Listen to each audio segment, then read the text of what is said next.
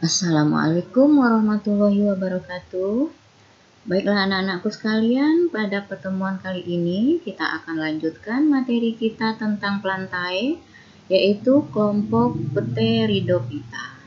Di sini juga kita akan bahas yaitu tentang ciri-cirinya, klasifikasi, dan metagenesisnya. Yang pertama kita lihat ciri-ciri. Untuk tumbuhan Pteridophyta itu kita sudah dapat membedakan mana yang akar, batang, dan daun.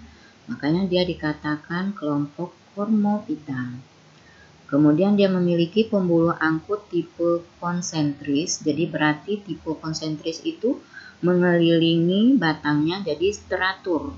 Letaknya teratur antara xilem dan phloem. Kemudian dia bersifat autotrof. Jadi berarti dia juga bisa membuat makanan sendiri karena dia memiliki klorofil. Nah, di sini dia merupakan semua kelompok tumbuhan paku-pakuan itu termasuk di kelompok tumbuhan Cormophyta. Kita lihat untuk klasifikasinya. Untuk klasifikasi dari tumbuhan Pteridophyta atau tumbuhan paku-pakuan itu dapat kita bedakan menjadi 4 kelompok besar, yaitu Psilophyta, kemudian Lycophyta, kemudian Equisetophyta, dan Pterophyta. Kita bahas satu persatu dulu, yaitu yang pertama Psilophyta. Untuk Psilophyta ini disebut juga dengan paku primitif karena bagian tubuhnya dia belum memiliki akar dan daun. Jadi yang kelihatan cuman baru batangnya. Tapi pada bagian batangnya kita udah bisa lihat sporangiumnya. Ini yang berwarna putih-putih, ini adalah sporangiumnya. Contohnya di sini adalah Psilotum nodum, ya, atau paku primitif atau Psilophyta. Ya. Kemudian yang kedua itu adalah Lycophyta. Di sini disebut juga dengan paku kawat karena memang struktur tubuhnya menyerupai kawat. Contohnya di sini Selaginella spesies dan Lycopodium spesies. Kemudian yang ketiga itu Equisetophyta atau paku ekor kuda. Nah, bentuknya memang pada bagian ujungnya itu seperti kerucut atau strobilus yang memang mirip-mirip ekor kuda. Contohnya di sini adalah Equisetum spesies. Kemudian yang keempat itu adalah divisi Pterophyta.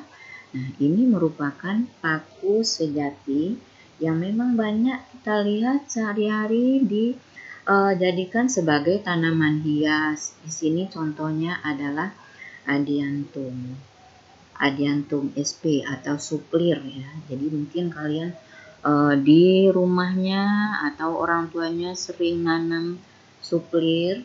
Nah, ini termasuk di kelompok tumbuhan paku.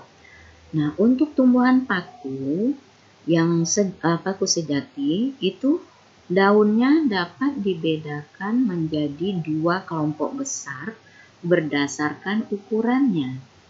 Ada yang dikatakan sebagai daun mikrofil, ada yang juga disebut dengan daun makrofil. Apa itu mikrofil? Apa itu makrofil? Mikrofil itu adalah daun yang berukuran besar, sedangkan mikrofil itu adalah daun yang berukuran kecil. Nah, berdasarkan fungsinya, daun pada tumbuhan paku itu juga dapat dibedakan menjadi 2 kelompok. Ada yang fungsinya sebagai penghasil spora, ada yang digunakan hanya untuk proses fotosintesis. Jadi yang untuk menghasilkan spora itu disebut dengan daun sporofil, sementara yang untuk untuk proses fotosintesis itu disebut dengan daun trophofil. Nah, untuk Pterophyta itu kita lihat pada bagian belakang daun ada kelihatan seperti warna agak kecoklatan atau mungkin lama-kelamaan dia akan berwarna kehitaman. ada seperti bintik-bintik kecil. Nah, bintik-bintik kecil itulah yang disebut dengan sorus. Satu bintik kecil itu disebut dengan sorus. Tapi kalau banyak bintik kecil yang ada di bagian belakang daun, itu disebut dengan sori. Nah, di dalam sorus inilah terdapatnya sporangium yang menghasilkan spora-spora. Jadi berarti sorus di dalamnya akan terdapat sporangium. Di dalam sporangium itu akan terdapatlah spora-spora yang digunakan untuk proses metagenesis atau proses reproduksinya. Ini untuk klasifikasi. Kemudian berdasarkan jenis sporanya lagi, tumbuhan paku itu dapat kita bedakan menjadi 3. Ada yang disebut dengan paku homospor, ada paku heterospor, dan paku peralihan. Apa itu paku homospor? Kita tahu homo. Homo itu ada sama. Jadi berarti tumbuhan paku yang memiliki spora dengan bentuk, ukuran, dan jenisnya sama. Kalau paku heterospora, hetero itu berarti berbeda. Nah, berarti di sini tumbuhan paku yang sudah memiliki spora dengan bentuk, ukuran, dan jenisnya yang berbeda. Bagaimana dengan tumbuhan paku peralihan? Tumbuhan paku peralihan yaitu tumbuhan paku yang memiliki spora dengan bentuk, ukuran yang sama, tetapi jenisnya berbeda. Oke, kita lihat untuk siklus hidup dari tumbuhan paku-pakuan. Untuk siklus hidup paku-pakuan itu juga ada 2 fase.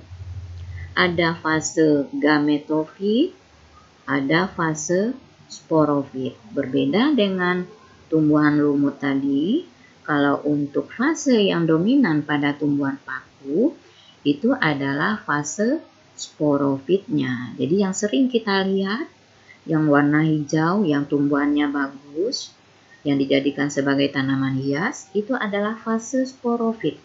Yaitu fase di mana dia menghasilkan spora-spora. Jadi di bagian belakang daunnya itu terdapat sorus yang digunakan untuk menghasilkan spora. Kita mulai dulu dari tumbuhan paku dewasa yang di bagian belakang daunnya terdapat sorus. Di dalam sorus itu akan mengalami pembelahan secara meiosis membentuk yang namanya sporangium. Dalam sporangium itu akan mengalami pembelahan-pembelahan kembali dan terbentuklah spora. Apabila sporangium sudah matang, sporangium akan pecah dan keluarlah spora-spora.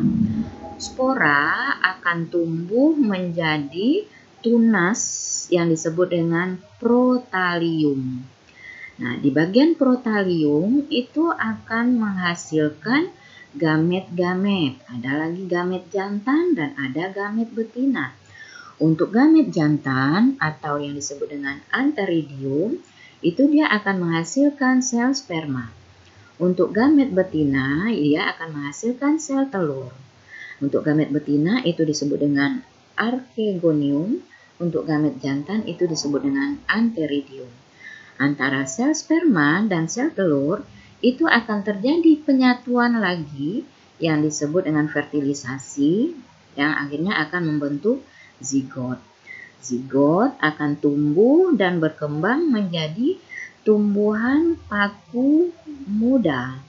Ya, tumbuhan paku muda yang mana dia menghasilkan sporofit di sini.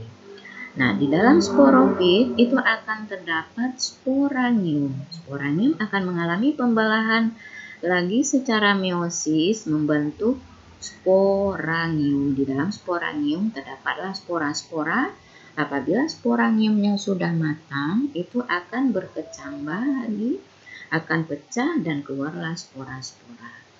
Oke, barangkali ini saja untuk siklus hidup dari tumbuhan paku. Untuk pertemuan berikutnya kita akan bahas lagi yaitu tentang tumbuhan berbiji. Oke, Ibu akhiri. Assalamualaikum warahmatullahi wabarakatuh.